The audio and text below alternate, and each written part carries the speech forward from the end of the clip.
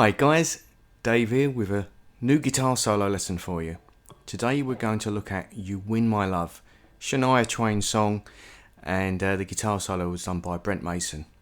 Can be pretty quick this one, it's only 4 bars long basically, and it's just over 2 chords.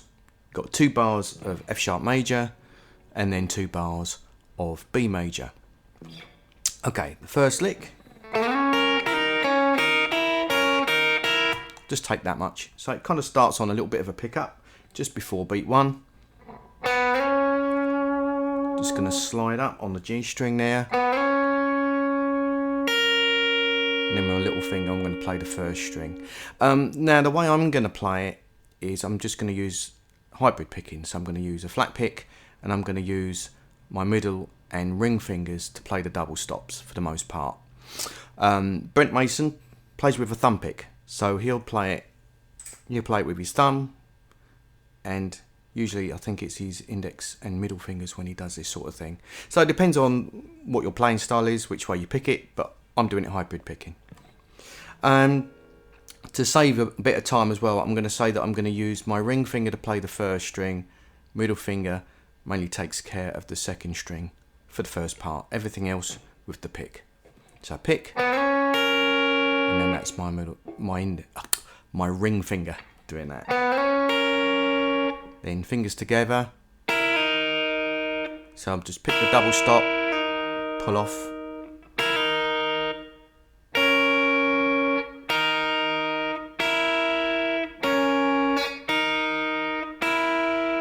So that's all up in the tab there. I'm not going to go through all the fret numbers there. You can see that.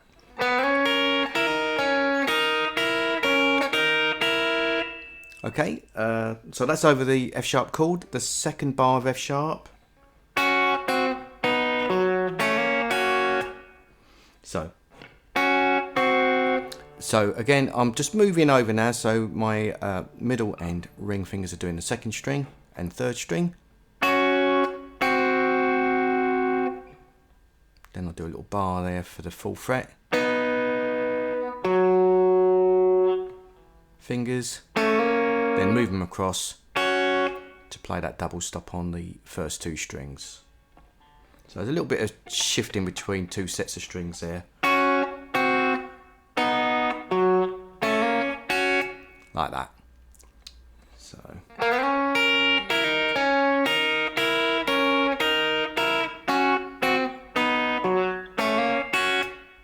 There you go. Then it's going to do a little push into the B chord. Double stop. Again, I'm using my fingers for this double stop on the second and third strings. Then I'm going to slide down. So I slide into it, slide down into the 9th fret, pull off. Like that.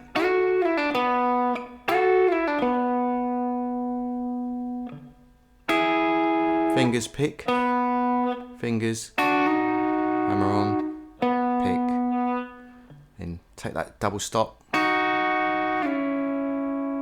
slide it down, like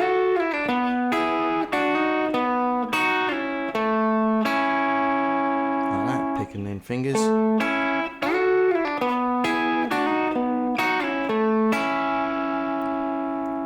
we're going to move down,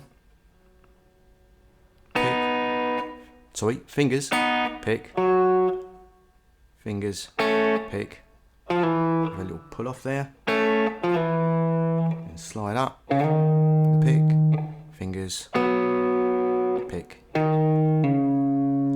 like that. So over the B, if I put those 2 bars together,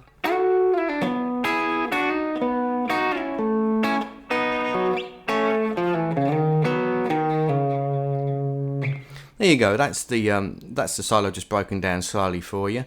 Yeah, I'm trying to avoid talking through all the fret numbers from now on. I'm just going to put the tab up on screen, so it's probably quicker for you to follow it that way anyway.